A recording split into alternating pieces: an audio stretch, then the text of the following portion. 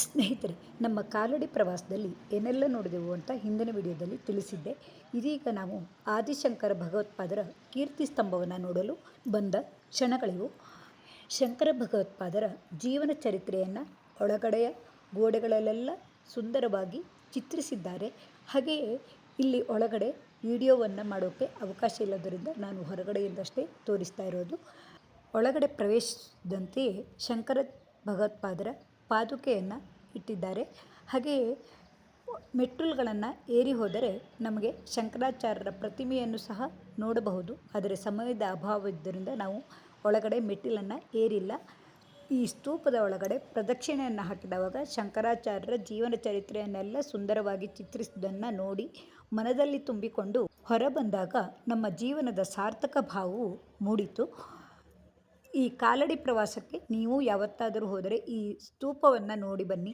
ಅಲ್ಲಿಂದ ಮುಂದೆ ನಾವು ಸಮೀಪದಲ್ಲೇ ಇರುವಂತಹ ರಾಮಕೃಷ್ಣ ಆಶ್ರಮಕ್ಕೆ ಹೋಗಿ ಬಂದೆವು.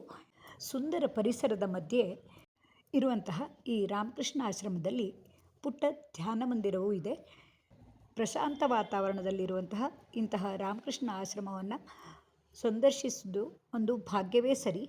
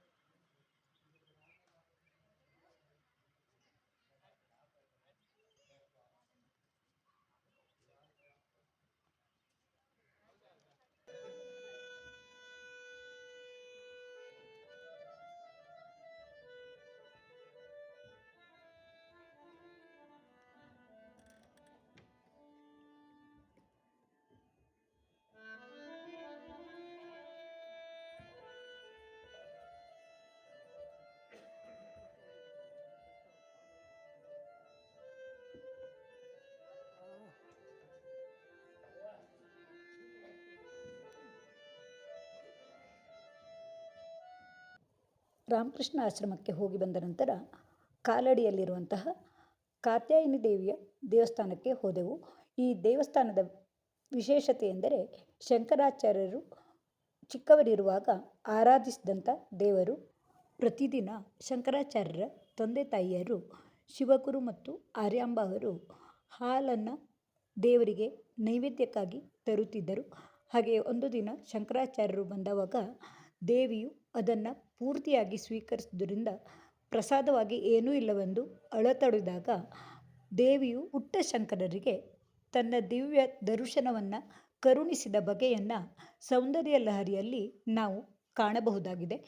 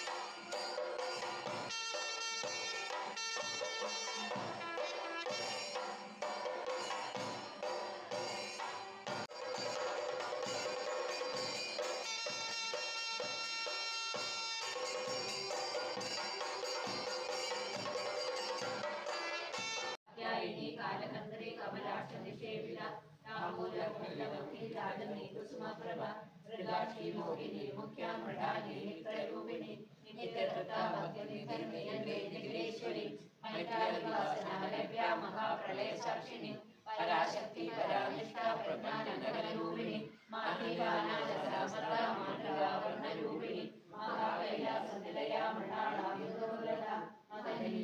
ನಂತರ ನಾವು ಕಾಲಡಿಯಿಂದ ಸುಮಾರು 12 ಕಿಲೋಮೀಟರ್ ದೂರದಲ್ಲಿರುವಂತಹ ತೊಟ್ಟುವಾದ ಧನ್ವಂತರಿ ದೇವಸ್ಥಾನಕ್ಕೆ ಹೋದೆವು. ಕೇರಳದ ಪ್ರಸಿದ್ಧ 4 ಧನ್ವಂತರಿ ದೇವಸ್ಥಾನಗಳಲ್ಲಿ ಒಂದಾದ ಈ ಧನ್ವಂತರಿ ಮೂರ್ತಿಯು ಸುಮಾರು 6 ಅಡಿ ಎತ್ತರವಿದ್ದು, ನಾವು ಹೋದ ಸಮಯದಲ್ಲಿ ಗಂಧದ ಲೇಪನವಿದ್ದು ದಿವ್ಯ ಮೂರ್ತಿಯ ಆಕಾರವನ್ನು ಮನತುಂಬ ತುಂಬಿಕೊಂಡು ದೇವರಲ್ಲಿ ಎಲ್ಲರ ಸಲುವಾಗಿ ಆರೋಗ್ಯ ಭಾಗ್ಯವನ್ನು ಕೇಳಿ ಬಂದೆವು. ಇಲ್ಲಿ ಹರಕೆಯನ್ನು ಹೇಳಿಕೊಂಡರೆ ಸಂತಾನ ಭಾಗ್ಯ, ಆರೋಗ್ಯ ಭಾಗ್ಯ ಎಲ್ಲವನ್ನು ಧನ್ವಂತರಿ ದೇವರು ಕೊಡುತ್ತಾರೆ. ಹಾಗೆಯೇ ಹರಕೆಯನ್ನು ತೀರಿಸಲು ಧನುರ್ಮಾಸದಲ್ಲಿ ದಶಾಲಂಕಾರವನ್ನು ಮಾಡಿ ಸೇವೆಯನ್ನು ಸಲ್ಲಿಸುವ ಪದ್ಧತಿ ಇದೆ.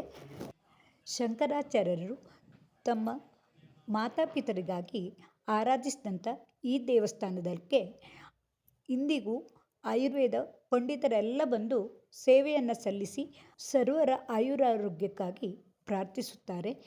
ಈ ದೇವಸ್ಥಾನದಲ್ಲಿಯೂ ಫೋಟೋ ಅಥವಾ ವಿಡಿಯೋವನ್ನು ಗರ್ಭಗುಡಿಯಲ್ಲಿ ಮಾಡುವ ಅವಕಾಶವಿಲ್ಲುವುದರಿಂದ ಹೊರಗಿನಿಂದಷ್ಟೇ ತೋರಿಸ್ತಾ ಇರೋದು. ಹಾಗೆಯೇ ನಾವಿಲ್ಲಿ ಈ ಮಂಜಟ್ಟೆ ಬೀಜವನ್ನು ದೇವರಿಗೆ ಹರಕೆ ಸಲ್ಲಿಸುವುದನ್ನು ಸಹ ನೋಡಿದೆವು.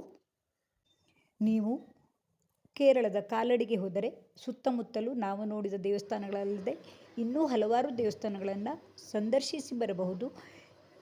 ಧನ್ವಂತರಿ ದೇವಸ್ಥಾನವನ್ನು ನೋಡಿ ತಿರುಗಿ ಬರುವಾಗ ರಾತ್ರಿ 8 ಗಂಟೆಯಾಗಿತ್ತು.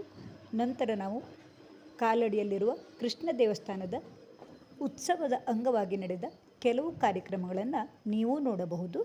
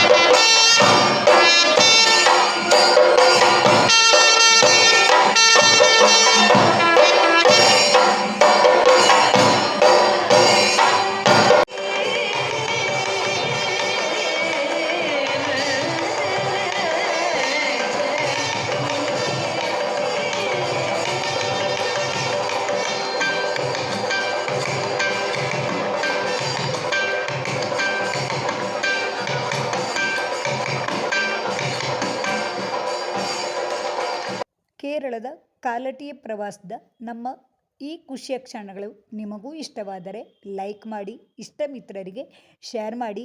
ಹಾಗೆಯೇ ಮುಂದಿನ ವಿಡಿಯೋದಲ್ಲಿ ನಾವು ಇನ್ನೂ ಏನೆಲ್ಲ ನೋಡಿದೆವು ಅನ್ನೋದನ್ನು ಹಂಚಿಕೊಳ್ತೀನಿ. ನಿಮ್ಮೆಲ್ಲರ ಪ್ರೋತ್ಸಾಹಕ್ಕಾಗಿ ತುಂಬು ಹೃದಯದ ಧನ್ಯವಾದಗಳು.